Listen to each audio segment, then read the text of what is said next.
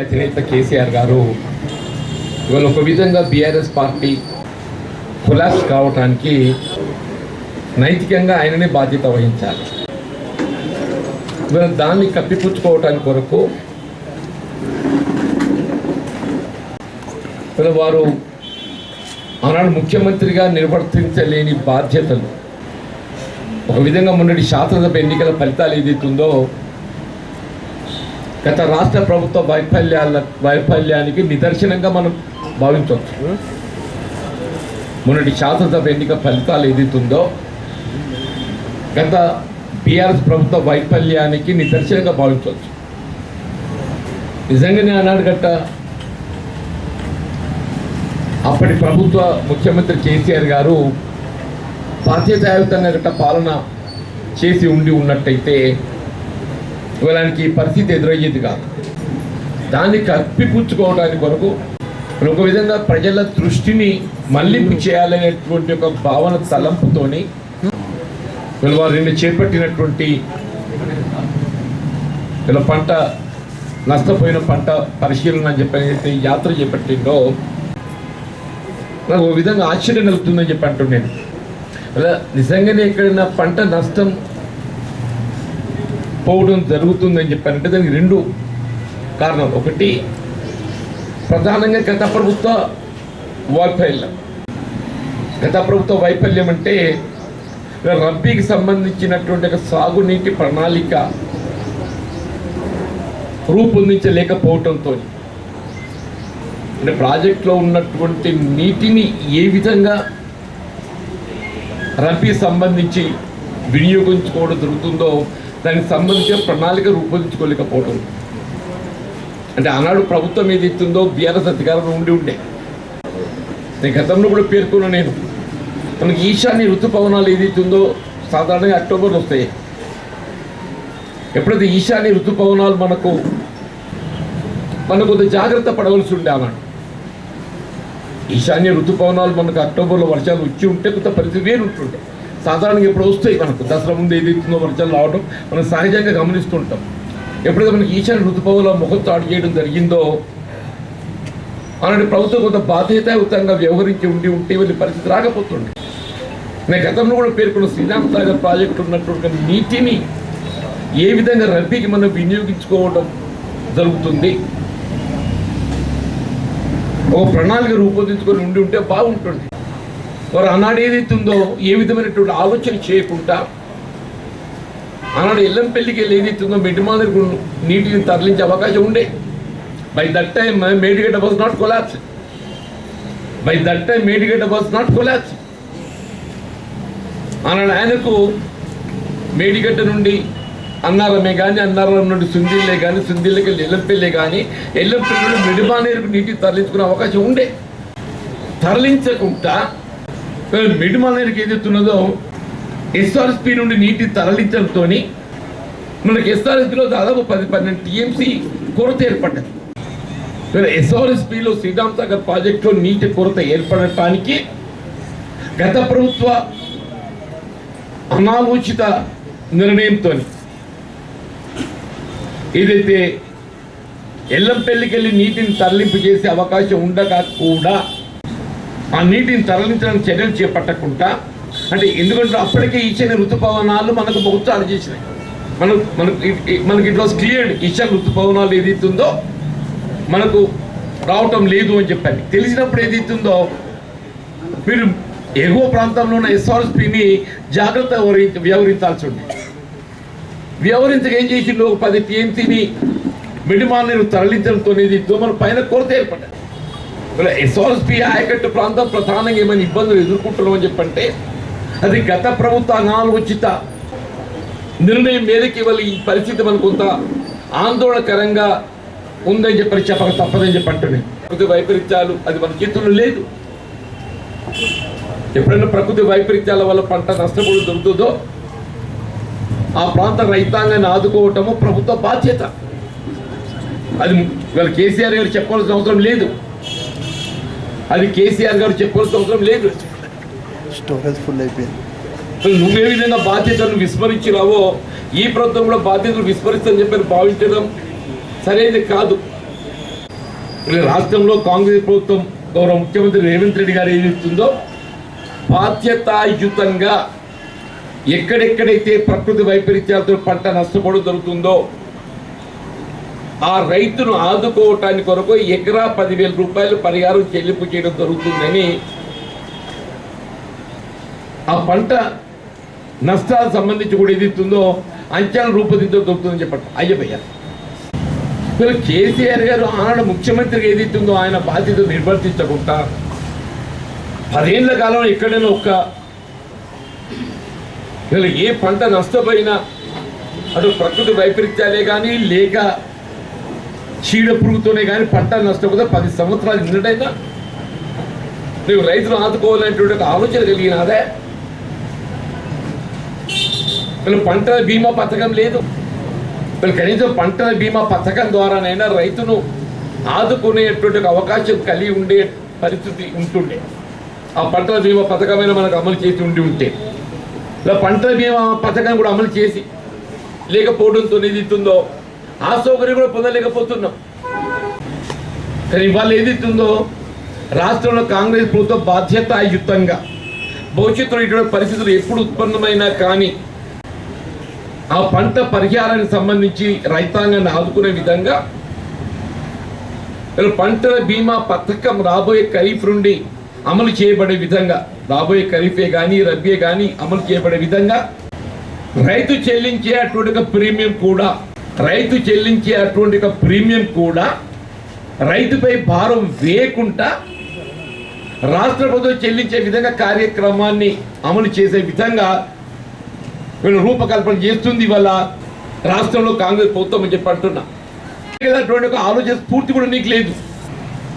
రుణమాఫీ గురించి మాట్లాడతాడా నువ్వు డిసెంబర్ 9 తారీఖు అధినియమా అని మాట్లాడితేనే నువ్వు 5 ఏళ్ళు రాజ్యం చేసి పూర్తి స్థాయిలో రుణమాఫీ చేయవు. నువ్వు 5 సంవత్సరాల కాలం ఏదైతుందో నువ్వు పూర్తి స్థాయిలో రుణమాఫీ చేయవు. నువ్వు ఈ ప్రభుత్వం ఏదైతున్నదో రైతు ఏ విధమైనటువంటి ఇబ్బందులకు గురి కాకుండా ఆందోళన చెందకుండా రైతు చెల్లించాల్సినటువంటి ఒక ఈ పంట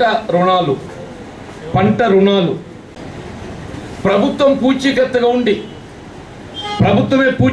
ఉండి రైతాంగంపై ఏ విధమైన ఒత్తిడి లేకుండా రైతు చెల్లించాల్సిన అప్పులు ఏదైతుందో ప్రభుత్వం బదలాయింపు చేసుకొని రైతు ఏదైతుందో తను చెల్లించవలసిన రుణం చెల్లించకుండా ఏదైతుందో రేపు ఖరీఫ్ నుండి ఏదైతుందో వాళ్ళు మళ్ళీ యథావిధిగా పెట్టుబడుల సమకూర్పు చేయబడే విధంగా రుణ సౌకర్యం కల్పింపజేయబడే విధంగా కార్యక్రమాన్ని అమలు చేసి తలపెడితే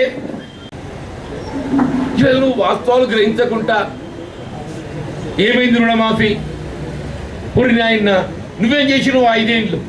ఇవాళ ఈ ప్రభుత్వం ఏదైతే రైతుకు అండగా నిలబడుతుందని చెప్పి అంటున్నా.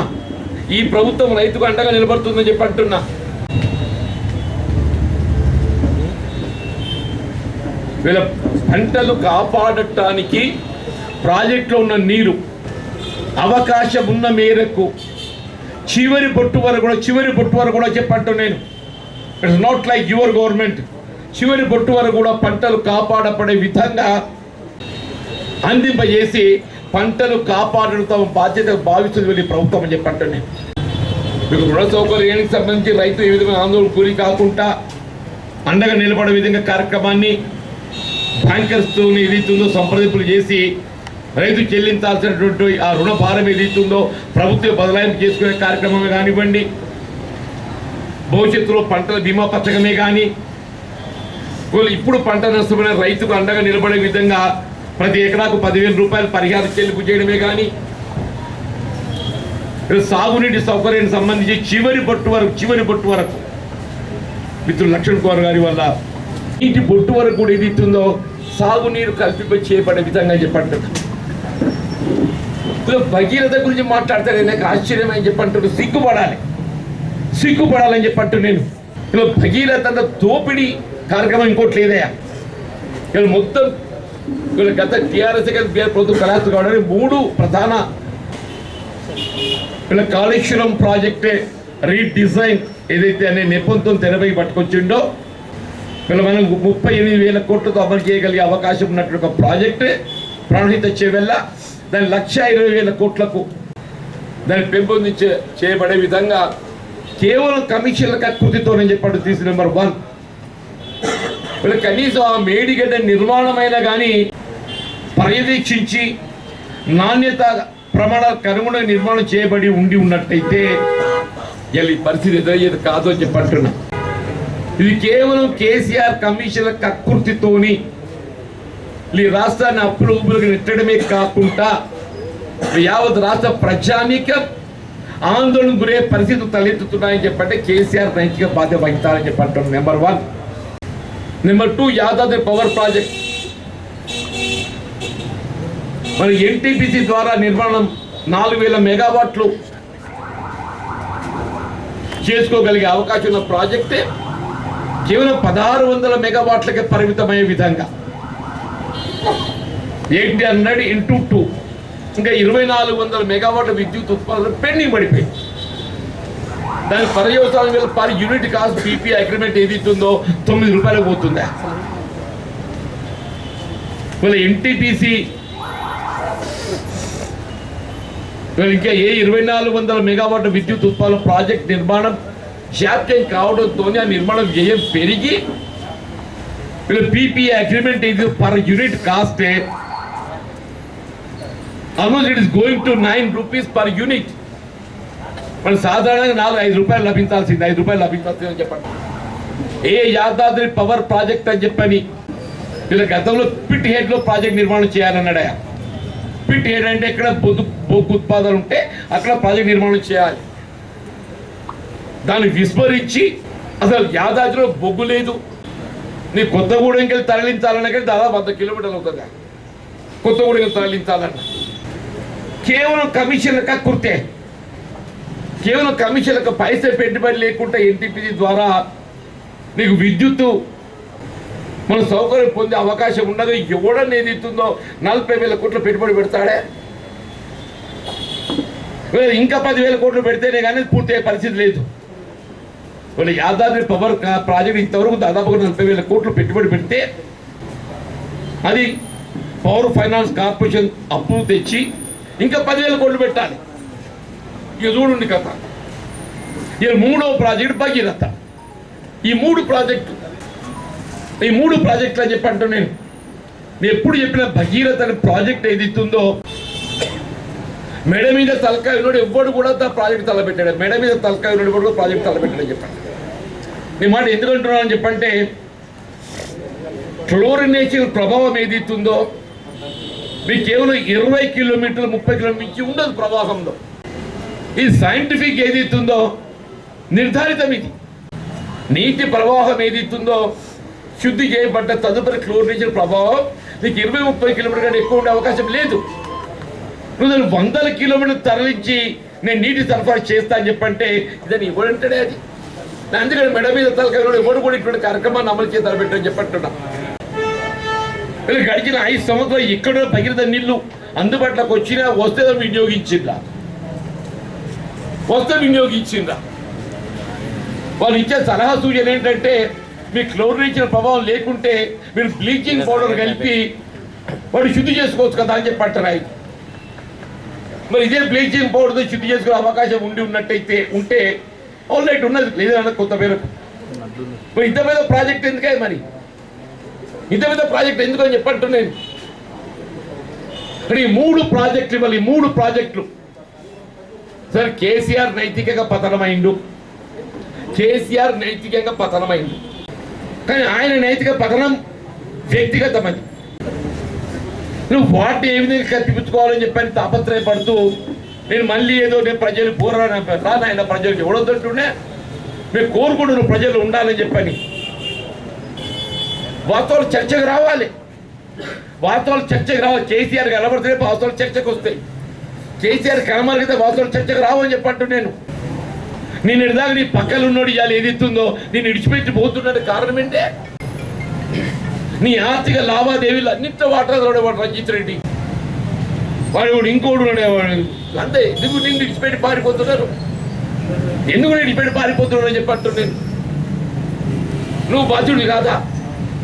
నువ్వు సకలుడు. మేము కూడా కాంగ్రెస్ పార్టీ ప్రతిపక్షాలు ఉన్నామా? మేము 10 ఏళ్ళు ప్రతిపక్షాలు ఉన్నాం. మరి 2% ఎన్నికల్లో ఏదైతుందో ఆశీర్వాదం పెద్ద పొందలేకపోయినా మేము, అయినా కానీ ఏదైతుందో మాలో ఉండే ఒక క్రమశిక్షణ, మాలో ఒక క్రమశిక్షణ ఇవాళ నేనేదైతుందో పార్టీకి అంకితమే ఉండడంతో ఏదైతుందో ఇవాళ మేము పార్టీ విజయం తోడ్పడడం కాకుండా తిరిగి అధికారానికి వచ్చినామని చెప్పంటారు. ఇవాళ కూడా చెప్తున్నాను, ఈ రాష్ట్ర రైతాంగానికి అండగా నిలబడబోయేది కేవలం కాంగ్రెస్ పార్టీ మాత్రమే చెప్పంటున్నాను. జాతీయ స్థాయిలో భాజపా బీజేపీ పార్టీకి ఎట్లాగూ రైతు సంక్షేమం పట్ల చిత్తశుద్ధి లేదు, భారతీయ జనతా పార్టీకి ఎట్లాగూ రైతు సంక్షేమం పట్ల చిత్తశుద్ధి లేదు. రైతాంగం రుణమాఫీ చేయాలని చెప్పంటే రైతు సోమరిపోతవుతాడు. అదే బడ వ్యాపారవేత్తలకు రుణమాఫీ చేస్తే వాడు సోమరిపోతు కాడు. కనీస మద్దతు ధరలకు చట్టబద్ధత, కనీస మద్దతు ధరకు చట్టబద్ధత వ్యవసాయ ఉత్పత్తులకు, రైతే కానీ రైతు కూలీ కానీ వీళ్ళు సాగునీటి ఎద్దడి నిజంగా ఎదుర్కొంటున్నామని చెప్పారంటే నేను చెప్పా కేసీఆర్ యొక్క అనాలోచిత కార్యక్రమం. నువ్వు ఎస్ఆర్ఎస్పీకి వెళ్ళి నీటి విడుదల చేయడంతో ఈ పరిస్థితి రైతు అయినా కానీ ఈవెన్ దెన్ ఇవాళ మేము చివరి నీటి బొట్టు వరకు అని చెప్పంటున్నాం. పంటలు కాపాడడం మా ధ్యేయంగా భావిస్తామని చెప్పంటున్నాం. అవకాశం ఉన్న మేరకు పాల్గొని, ఎందుకంటే ఇప్పుడు ఎంత నిండింది 53 అడుగు పెడుతున్నావా? కంగ్రాట్స్, హ్యాపీ మెనీ ఏమన్నా happy 4 days many complete cake Babu sir cake please sir. మనస్ఫూర్తిగా నా జన్మదిన సందర్భంగా అందరికీ నమస్కారాలు తెలియజేస్తున్నా. మొన్నటి వరకు అధికారంలో ఉండి పదవి అనుభవించి టీఆర్ఎస్ ప్రభుత్వాన్ని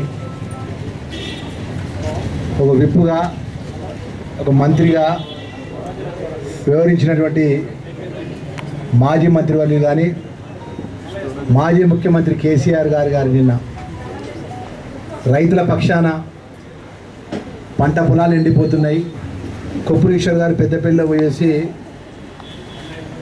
పార్లమెంటు బీఆర్ఎస్ అభ్యర్థిగా అక్కడ వేసి 31 గంటల దీక్ష టీఆర్ఎస్ పార్టీ ఆఫీస్లో కూర్చున్నాడు. ఒకటే మాట గుండె మీద చేసుకుని కొప్పురీశ్వర్ మంత్రిగా వివరించిన రోజులు 10 సంవత్సరాల లోపట మన జగిత్యాల జిల్లాకు కానీ ప్రజలు ఓట్లేసి గుండెల్లో పెట్టుకొని 15 సంవత్సరాలు అంటే వారి ఎమ్మెల్యేగా, విప్పుగా, మంత్రిగా 15 సంవత్సరాలు గుండెల్లో పెట్టుకుని ధర్మపూర్ ప్రజలకు సాగునీరు కానీ తాగునీరు కానీ శాశ్వత పరిష్కారం ఎక్కడన్నా ఒక ప్రాజెక్టు పట్టుకొచ్చిండా. గోదావరి తలాపుకుంటుంది, మన నీళ్ళు, మన గోదావరి నీళ్ళు మన కళ్ళ ముంగట ధర్మాపూర్ నియోజకవర్గంలో మేడారం రిజర్వాయర్ నుంచి నారాయణపూర్ నుంచి మిడ్మారన్ నుంచి సిరిసిల్లకు, సిద్దిపేటకు, గజవెల్లి నీళ్ళు పట్టుకుపోతాం.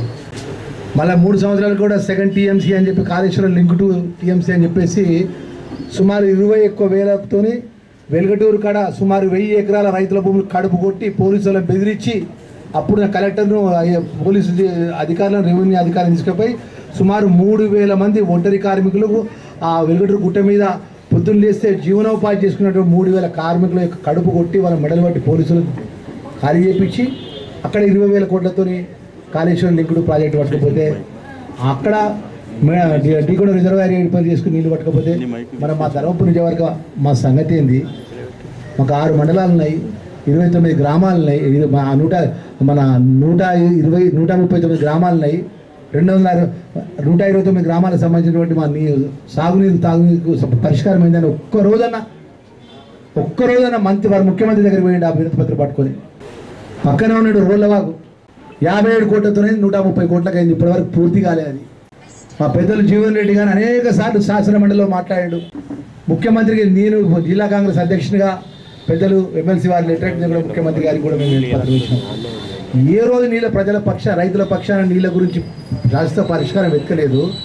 ఇలా ప్రెస్ మిత్రుల సమక్షంలో చెప్తున్నా, నేను రాష్ట్ర ముఖ్యమంత్రి గారితో 2017 అసెంబ్లీ జరిగేటప్పుడు నేను వెలుగటూరు ధర్మారంకు ఈ నియోజకవర్గానికి పత్తిపాక దగ్గర రిజర్వాయర్ ఏర్పాటు చేస్తా, ఆ రిజర్వాయర్ పేరు కూడా లక్ష్మీనరసింహ రిజర్వాయర్ అని చెప్పి ముఖ్యమంత్రితో అసెంబ్లీ సాక్షిగా ప్రకటించింది ఇదే ఈశ్వరు. ఒక దొరగారి ఇంట్లో వచ్చి హరీష్ రావు ఇరిగేషన్ మినిస్టర్ ఆ రోజు ఏమంటారు పల్లె నిద్ర చేసాడు పత్తిపాకల. తెల్లారే రాడర్ సర్వే చేయించాడు 3 కోట్ల రూపాయలతో. ఇక్కడ రిజర్వాయర్ కడతాం, రిజర్వాయర్ కొట్టి మొత్తం వెలుగుటూరు ధర్మారం మొత్తం నీళ్ళు ఇస్తామని చెప్పి మాట్లాడింది. ఏమైంది? ఎక్కడ పోయింది? ఇలా ఎన్నికలు వస్తాయి, ఓట్లు వస్తాయి అని చెప్పేసి లోపల కమల్ హాసన్ ఉన్న కొప్పురిక్ష లోపల ఉన్న కొప్పురిక్ష బయటకు వచ్చి నేను దీక్షలు చెప్తున్నాడు. ఎవరు నమ్ముతారా ఈశ్వర్? నేను చెప్తున్నా, ఈ జిల్లాకు సంబంధించిన 3 నెలల లోపల ధర్మపురి ప్రజల ఆశీస్సులతోని పెద్దలు జీవన్ రెడ్డి గారి నాయకత్వం లోపల సుమారు 30 సార్లు ముఖ్యమంత్రి కలిసిన. మన ప్రాంతానికి సంబంధించి నీళ్లు తీసుకుపోతుంటే మన నీళ్ళ గురించి ఎప్పుడైనా ఎక్కడైనా మనకు శాస్త్ర పరిష్కారానికి రిజర్వాయరు లేదా ఓపెన్ కాలువలు చేసి మన యొక్క జగిత్యాల నియోజకవర్గానికి కానీ, ధర్మపురి నియోజకవర్గానికి కానీ, కోరుట్ల నియోజకవర్గానికి కానీ, ఉమ్మడి కరీంనగర్ జిల్లాలో కానీ శాస్త్ర పరిష్కారం కాళేశ్వరం ప్రాజెక్టు ద్వారా కానీ మనకున్నాయా నీళ్ళ చుక్క? మనకు వస్తాయి. ఉమ్మడి కరీంనగర్ జిల్లాకు నీళ్ళ చుక్క వస్తాయా మనకు? ఇవన్నీ మాట్లాడకుండా 10 సంవత్సరాలకి రైతు ఎవరు చనిపోతే రైతు ఇంటికి పోయి పరామర్శించకుండా పంట పొలాలు ఎండిపోయి రైతుల యొక్క బడ్ల కాడ పోయి 5 కిలోలు 6 కిలోలు కటింగ్ చేస్తుంటే మిల్లర్లు దోసుకుంటా అంటే కూడా పెద్దలు జీవన్ రెడ్డి గారు ముఖ్యమంత్రి కూడా లెటర్ రాత కూడా దాని రిప్లై లేదు. ఎమ్మెల్సీగా ఉండి ఇవాళ రైతుల పక్షాన పెద్ద పెద్ద మాటలు మాట్లాడతారు. ఇవాళ ప్రభుత్వ ప్రతినిధిగా ప్రభుత్వం తరఫున ఈ యొక్క నియోజకవర్గం నుంచి శాసనసభ్యుడిగా ధర్మపురి నుంచి జగిత్యాల జిల్లా ప్రతినిధిగా నేను చెప్తున్నా, గౌరవ ముఖ్యమంత్రి పెద్ద రేవంత్ రెడ్డి గారి నేతృత్వంలో కూడా ఈ ప్రాంతానికి సంబంధించినటువంటి అతి త్వరలో నిజామాబాద్ పార్లమెంట్ ప్రజల యొక్క ఆశీస్సుల కొద్ది పార్లమెంట్ అభ్యర్థిగా పెద్దలు జీవన్ రెడ్డి గారి ఆధ్వర్యంలో ఈ జిల్లాకు సంబంధించిన మంత్రివర్యులు పెద్దలు శ్రీధర్ బాబు గారు కానీ, పొన్నం ప్రభాకర్ గౌడ్ గారు, మేమందరం కూడా కలిసికట్టుగా రేపు రాబోయే కాలంలో రైతాంగాన్ని ఆదుకునే విధంగా పగడ్బందీ ప్రణాళికతోని రాబోయే 4 సంవత్సరాల పరిధి లోపల ఈ ప్రాంతానికి శాశ్వత నీళ్ళ పరిష్కారం చేసే విషయంగా మా ప్రయత్నాలు ఉంటాయనే విషయాన్ని ఈ సందర్భంగా మేము తెలియజేసుకుంటున్నా. ప్రతి ఒక్క మిత్రులకు కూడా ఒకసారి ఆలోచన చేయాలని చెప్తున్నా. మా రైతాంగాలకు మనవి చేస్తున్నా, ఏ రోజు మన కరీంనగర్ జిల్లా రైతుల గురించి పట్టించుకున్న నాదాన వాళ్ళ కేసీఆర్ కానీ కొప్పురీశ్వర్ కానీ ఈరోజు కపట ప్రేమలు నాటకాలతో ఆవుడు మేము తీవ్రంగా కాంగ్రెస్ పార్టీ పక్షాన వారి యొక్క ధోరణి మేము తీవ్రంగా ఖండిస్తున్నాం.